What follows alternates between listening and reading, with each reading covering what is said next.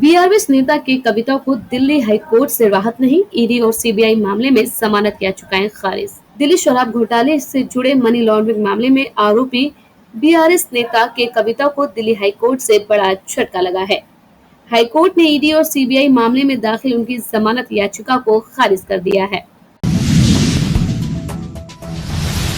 LG VK Saxena से जुड़े मानहानि केस में मेधा पाटकर को 5 महीने की सजा। दिल्ली की साकेत कोर्ट ने तत्कालीन केवीआईसी के अध्यक्ष वीके सक्सेना द्वारा दायर मानहानि मामले में सामाजिक कार्यकर्ता और नर्मदा बचाओ आंदोलन की नेता मेधा पाटकर को 5 महीने की साधारण जेल की सजा सुनाई है।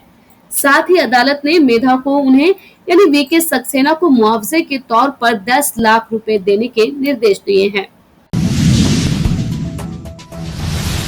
कांग्रेस से क्यों खफा है आप? दिल्ली में आम आदमी पार्टी और कांग्रेस का रिश्ता पहले जैसा नहीं रह गया। हालांकि संसद में तो इंडिया ब्लॉक में दोनों साथ नजर आ रहे हैं, मगर संजय सिंह दिल्ली कांग्रेस के नेताओं के खिलाफ हैं और कांग्रेस नेतृत्व से जवाब चाहते हैं। वही तारीख वही तरीका। 6 साल बाद दिल्ली के बुराड़े की तरह एमपी में लटके मिले 5 लोग। अलीराजपुर जिले स्थित रावड़ी गांव के घर में 5 शव फांसी के फंदे से लटके मिले हैं।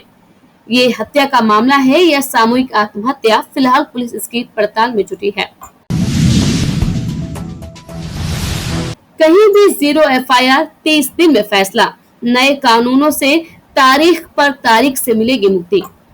भारतीय न्याय संहिता, भारतीय नागरिक सुरक्षा संहिता और भारतीय साक्ष्य अधिनियम आज यानी 1 जुलाई से प्रभावी हो गए हैं। इन कानूनों ने अंग्रेजों के जमाने से चले आ रहे भारतीय दंड संहिता यानी आईपीसी, दंड प्रक्रिया संहिता और 1872 के भारतीय साक्ष्य अधिनियम की जगह ले ली है। भारतीय दंड संहिता से लेकर भारतीय न्याय संहिता तक में बदलाव किए गए हैं।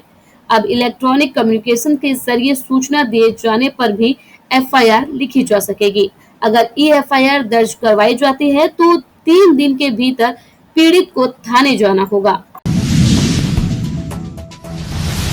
नए कानून के तहत दिल्ली में दर्ज हुआ पहला केस, जाने अब किस तरह से लिखी जाएगी एफआईआर। आज से देश में नए कानून लागू हो गए हैं। इसके साथ ही दिल्ली के कमला मार्केट इलाके में नए कानून के तहत पहला केस दर्ज किया गया है, जिसमें खुद पुलिस थाने के सब इंस्पेक्टर ने आरोपी के खिलाफ शिकायत दर्ज कराई है।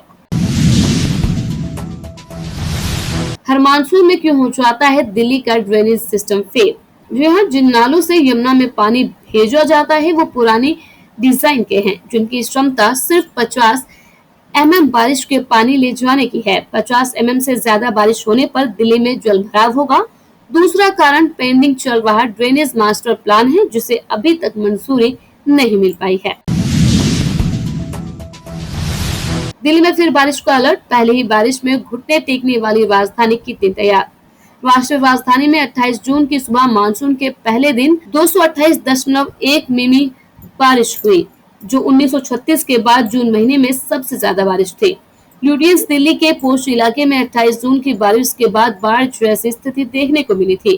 कई सांसदों के बंगलों में पानी घुस गया था। अब एक बार फिर से दिल्ली में बारिश को लेकर अलर्ट जारी किया गया है। बारिश में जान गंवाने वालों के परिवार को मिलेगा 10 लाख का मुआवजा। आदेशों ने कहा, ये निर्देश दिया गया है कि जिन लोगों ने अपनी जान गंवाई है उनके परिवारों को 10 लाख रुपए का मुआवजा दिया जाएगा। उन्होंने कहा, एसीएस राजस्व को क्षेत्रीय अस्पतालों और दिल्ली पुलिस के सहयोग से जान गंवाने वाले लोगों की पहचान करने और जीएनसीटीडी की ओर से उन्हें तुरंत मुआवजा प्रदान करने का निर्देश दिया गया है। हर्ष विहार में छत गिरने से 6 साल के बच्चे की मौत, मकान मालिक फरार। दिल्ली के हर्ष विहार में छत गिरने से 6 साल के बच्चे की मौत हो गई है। सूचना पर पहुंची पुलिस ने शव को कब्जे में लेकर पोस्टमार्टम के लिए भेज दिया है। पुलिस ने मकान मालिक के खिलाफ एफआईआर दर्ज कर जांच शुरू की है। पुलिस का कहना है कि मकान मालिक रामजी लाल अभी फरार है। वह इसी मकान के ग्राउंड फ्लोर पर रहता है।